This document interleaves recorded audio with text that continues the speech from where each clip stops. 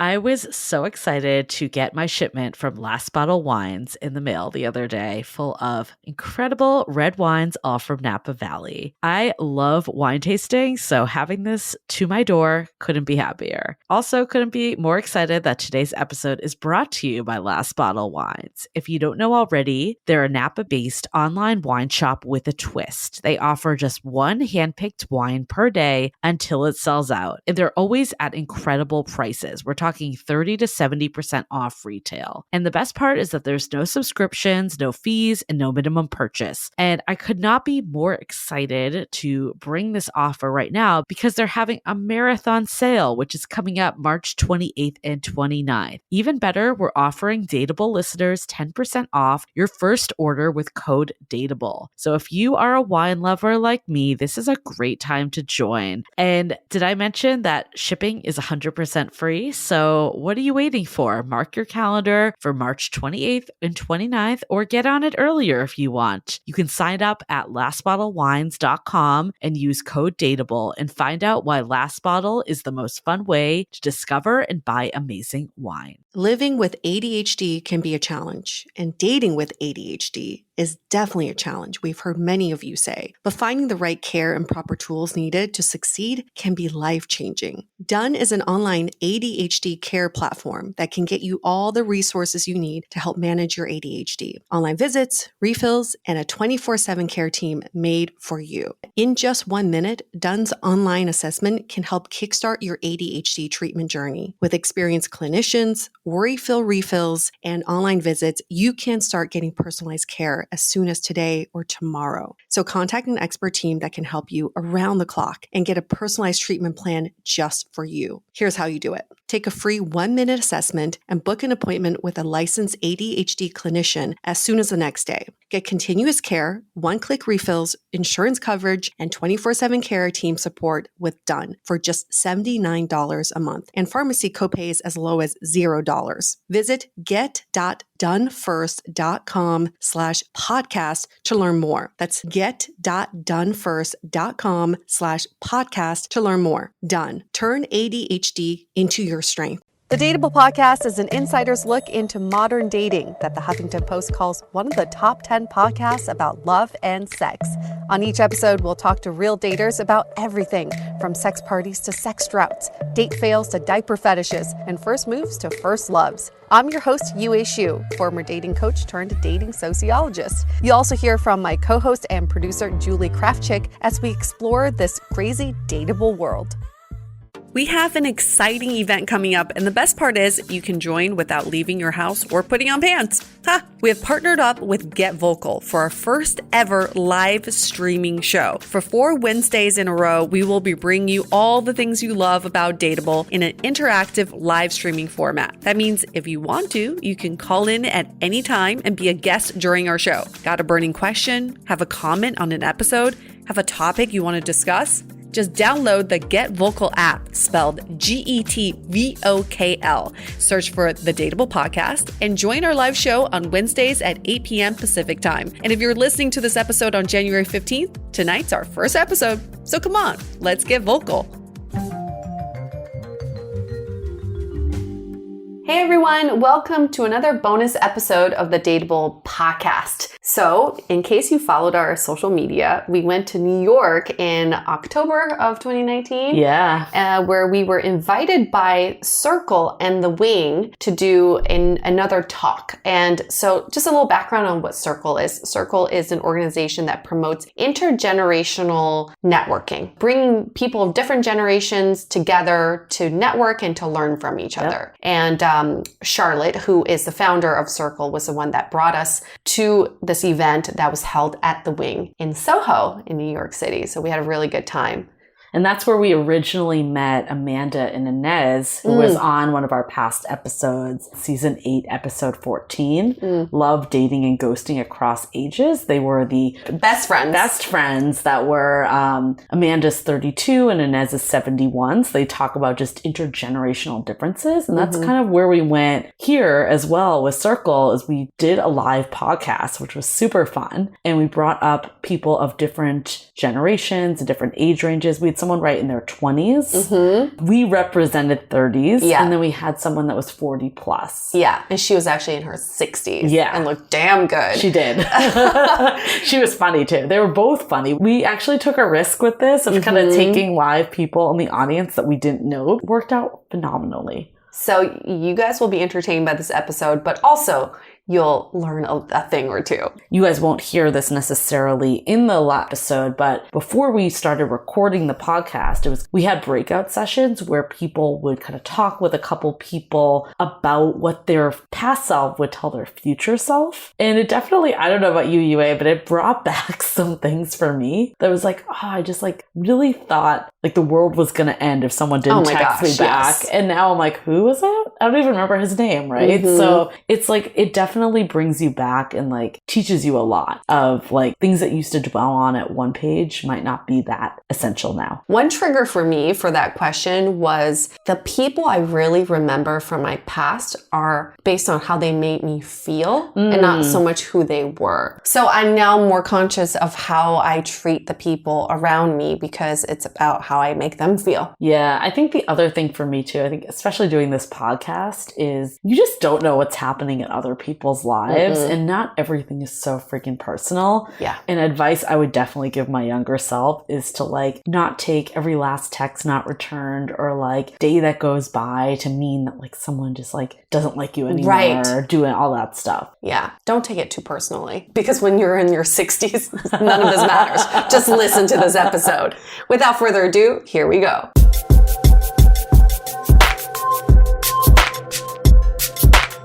Mary Jane and Liz. Mary Jane, Liz.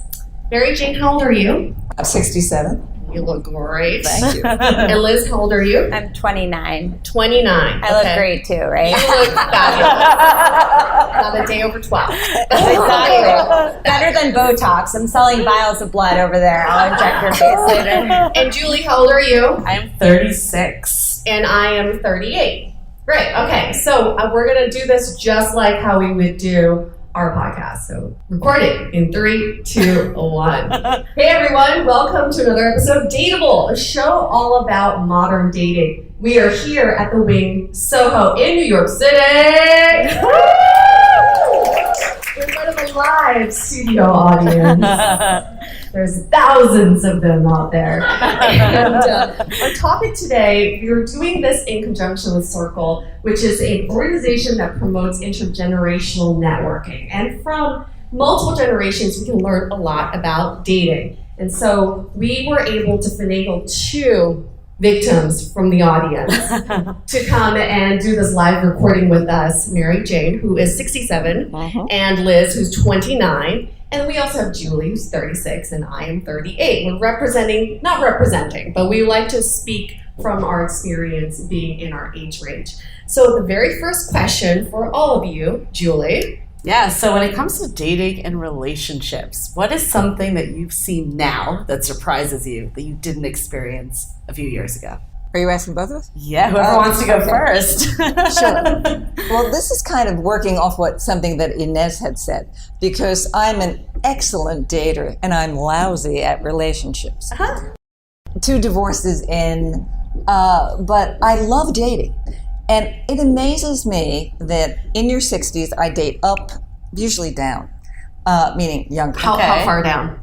Oh, usually, I mean, 30s, 20s. No, 30s we'd have nothing in common. But 40s is good, 50s is good.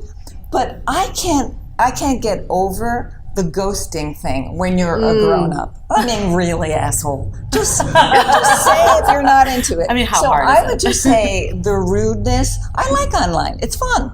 I take it all, but if you don't want to see me, say it. The thing we've learned about ghosting, because we've done 9 seasons of the DATEABLE podcast, men and women all ghost. Okay, it's not just men ghosting. We are all guilty of ghosting. Yes. Basically, you're just being a wimp. That's what that means.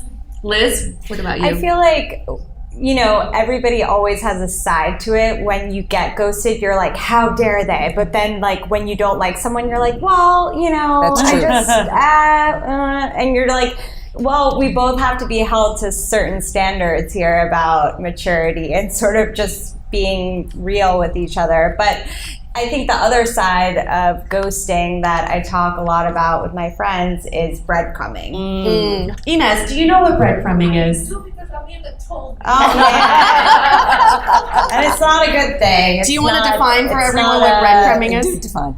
What's the breadcrumbs in that fairy tale where it's a good thing, or you know, Hansel and Gretel? Yeah, they get led to like the candy house. Like, no, breadcrumbing is when someone continues to reach out to you and send you text messages or DMs or Facebook messages, but they have no intention of actually dating you or seeing you, but it's more coming from a place of their own self-loneliness and sort of inability to like face up to the fact that they're by themselves, but they don't actually want to be with you. So it's like a lose-lose for both people. And it's a really selfish thing, but it's sort of come out of the fact that a lot of people, particularly young people, are on dating apps and they don't have this personal relationship with you, and therefore they don't have the how do you say it? Like, they don't give a fuck about,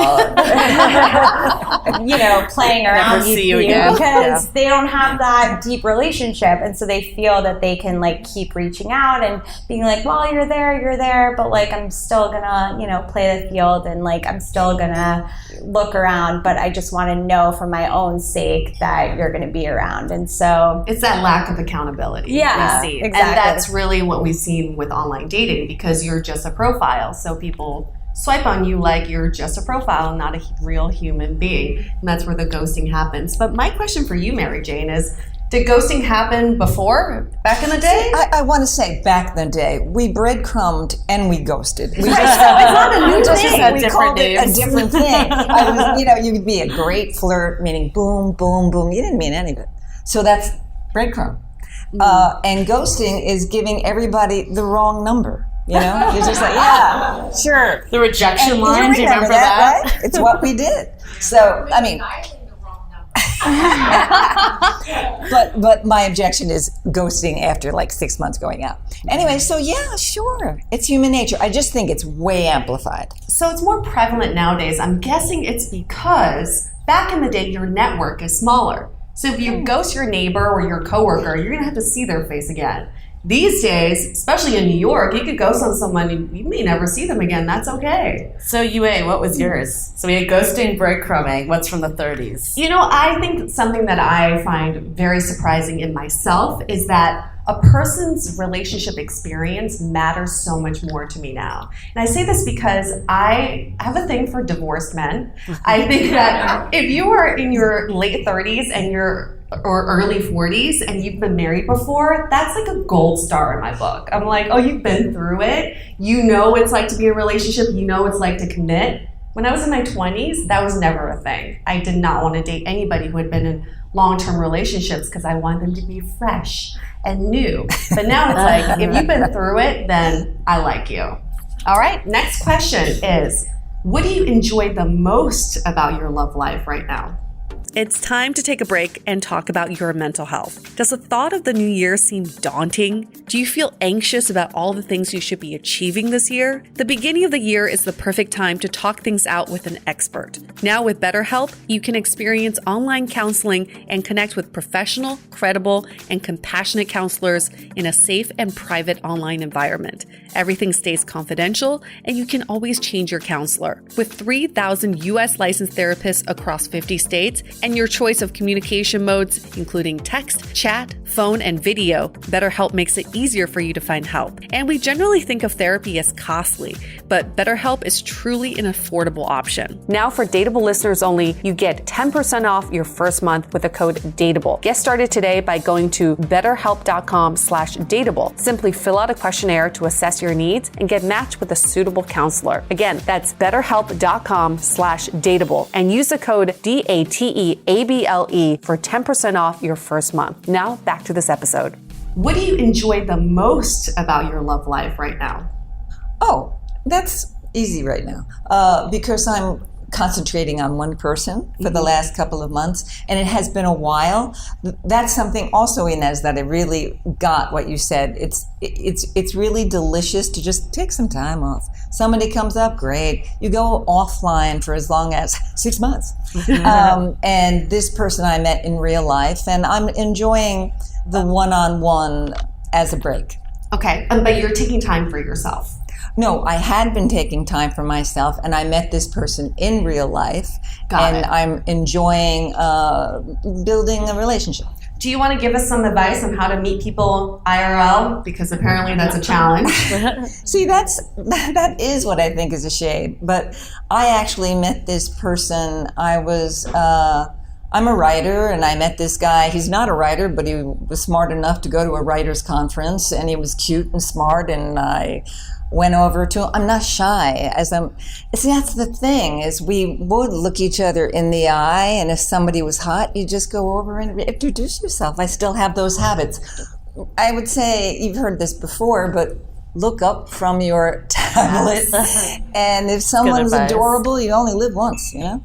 I heard a really great piece of advice is after you step into a room, try to look at 5 faces. Yeah. Because nowadays we just glance over people and we don't really know what they look like. When was the last time you were in like a Lyft line or Uber pool and you knew who the people look like that were riding with you? I can't remember the last time because I don't look at them. Look at faces, and it helps you to start conversations. Yeah. Liz? Yeah, definitely. My friends and I call it kindergarten style, where I go kindergarten style on it, which means you go into a room and you're like, hi, what's your name? Because there is no sort of inhibition. You know, you just tap the person, you're like, hi. There's nothing to lose. And I think, you know, with the dating apps and with everybody sort of on their phones all the time, it's prevented us from being able to interact with each other in real life situations. So I think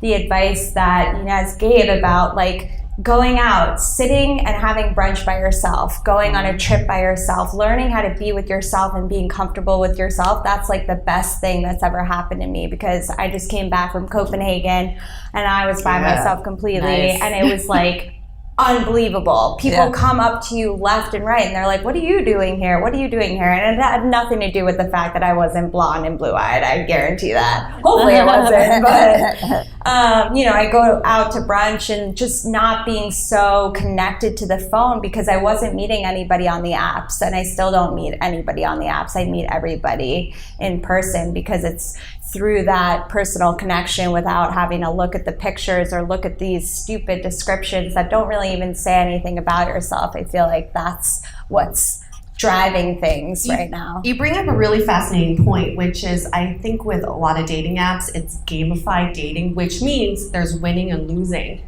And sometimes that mindset is really toxic because you think, oh, I'm just trying to get as many matches as possible. Oof. Why didn't this person respond back to my text? Or why didn't this person like me back? It becomes about the other person and winning against them. And it's not so much about this kindergarten mentality, which I love, which is I just want to play. Yeah. I just want to get to know you and play. So I'm going to play devil's advocate because I think the question was, what do you like about your dating life the most right now? And I think actually there is a time and place for dating apps. Like I'm definitely all for meeting people in real life, but there's been people that I would have never met before if it wasn't for a dating app. Absolutely. I totally agree. And I think too, like the older you get too, like now in like, I don't want to say late 30s yet, mid 30s still.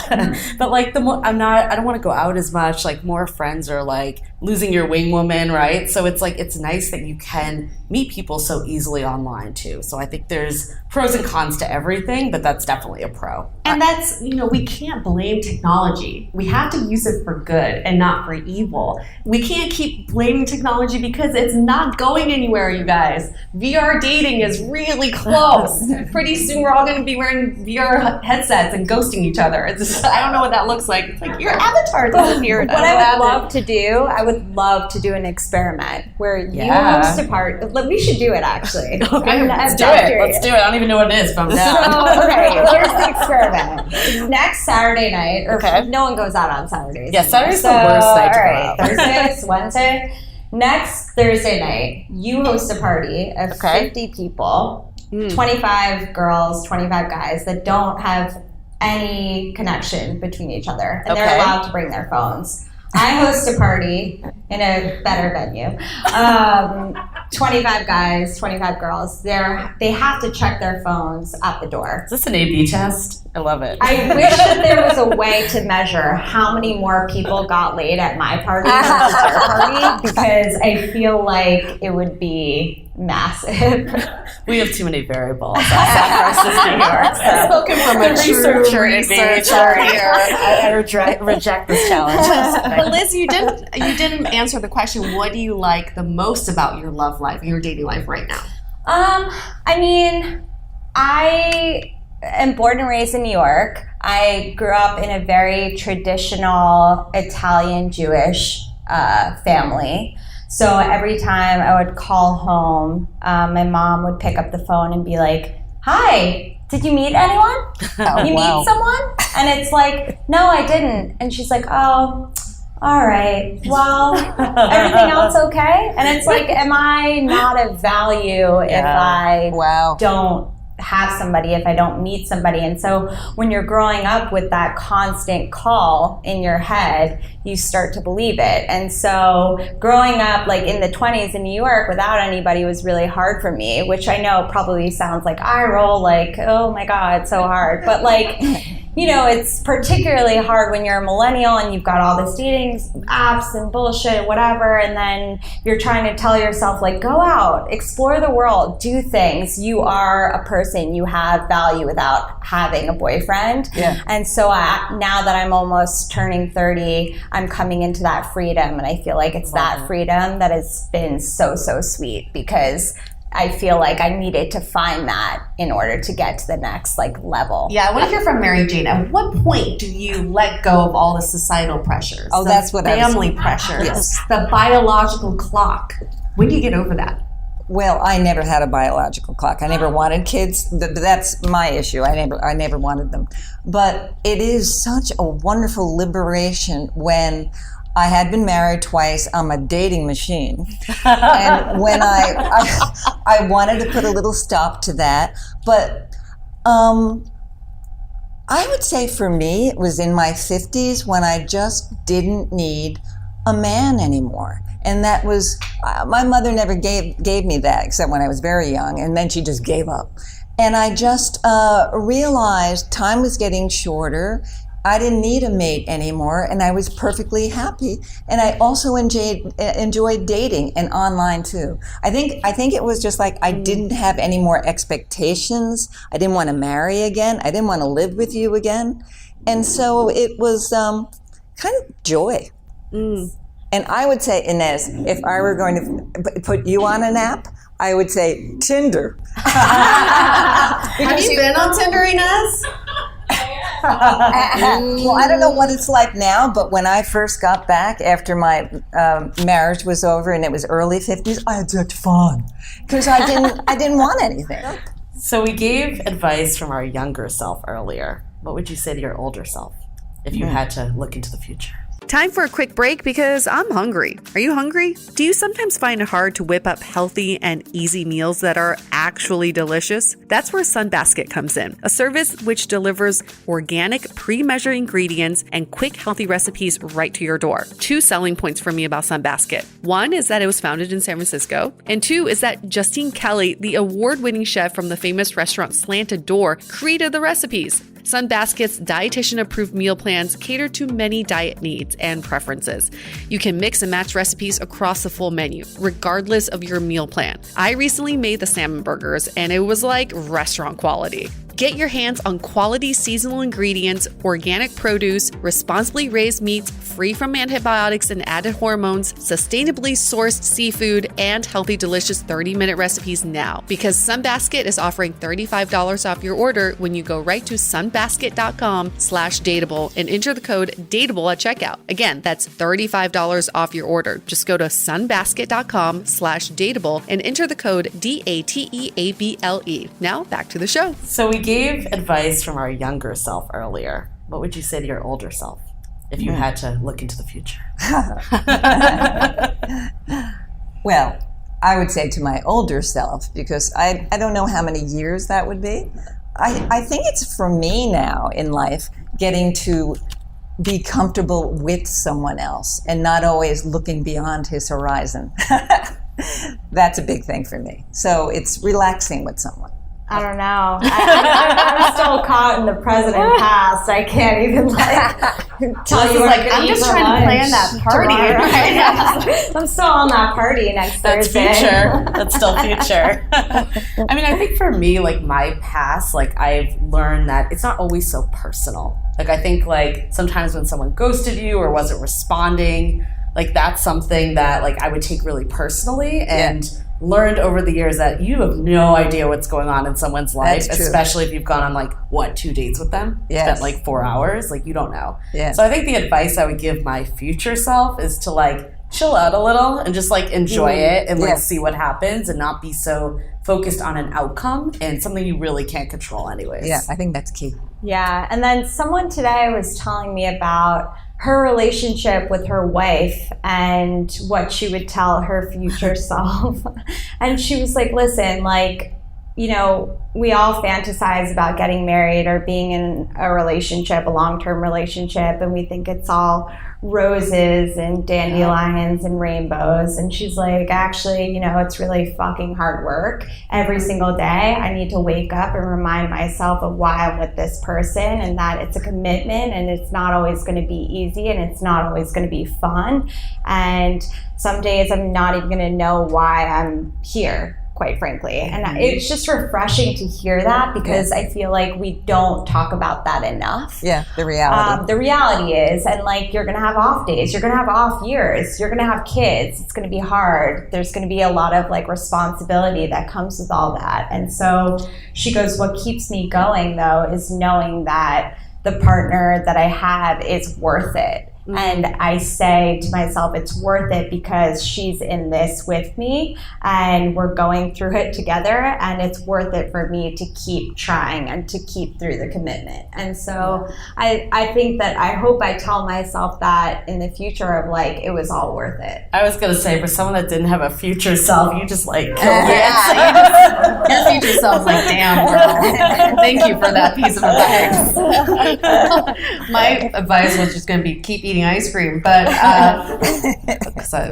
because you should never deprive yourself of ice cream. I would say my advice for my future self is to keep showing myself how I love myself.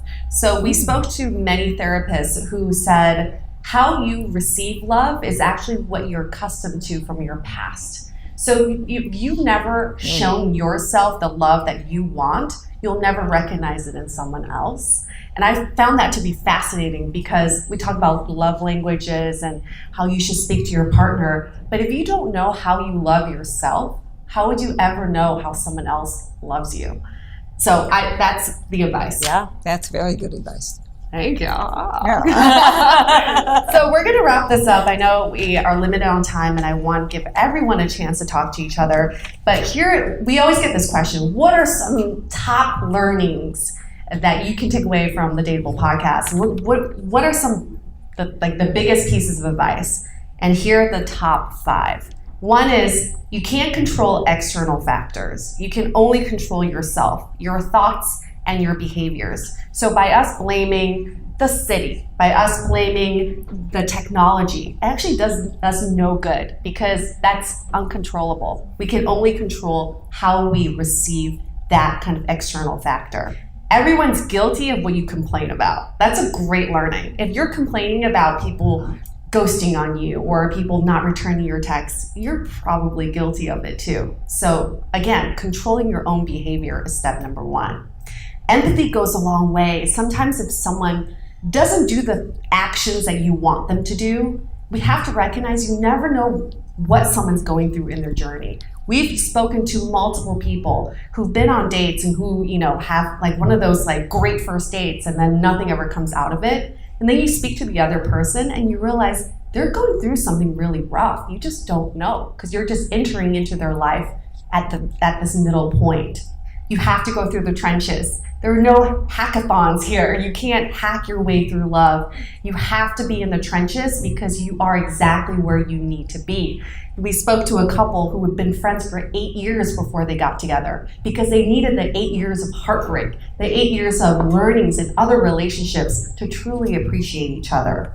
Relationships involve other people. So for anyone who's afraid to get into a relationship, who's like, no, I don't want to be this independent woman. I don't want anybody tying me down. Actually, relationships are about how you relate to other people. The more you are afraid of getting into a relationship, the more that you don't know how to relate. The more we don't know how to connect anymore. So don't be afraid to get into relationships. And last but not least, this is the one that I think is really big, is that we should ask for constant feedback. So we had this episode called The Exit Interview, where a guy came to us and said, I keep on going on these first dates on Bumble. Hundreds of first dates. And none of them amounted to anything. So we're like, you know what we're going to do? We're going to call them up. So we called up 5 of his most recent dates, first dates, and we asked for honest feedback. Whoa. And you have to listen to this episode because what he perceived from these 5 dates were completely different than what the women perceived. And I can tell you this, all 5 women would have gone out on a second date with him. He thought none of them were interested. Boom, mic drop right there. So we should be asking for constant feedback, not just of ourselves, but like mid-date. You know, even if you're with your partner for like 10 years, if you're out on date night in the middle, just like, are you having a good time? How are you feeling? Check back. Constant feedback is what's going to help us evolve, develop, and learn about your partner and yourself and the people around you. So those are the biggest learnings that we've taken from the DATEABLE podcast. If you would like to be a guest on the DATEABLE podcast, we are now trying to find guests for season 10. We were all booked for season 9, but season 10, we're looking for all sorts of stories. We hear from all different perspectives. We've had diaper fetishes. We've been to a sex party and recorded there. Oh yeah, we have. Sorry, family. Sorry, Julie's family.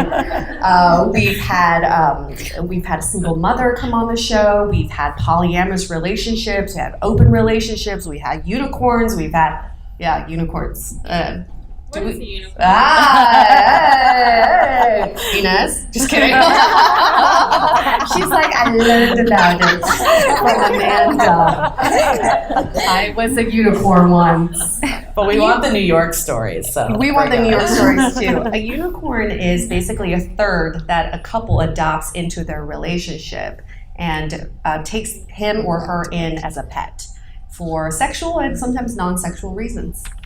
Inez? Right? I knew it!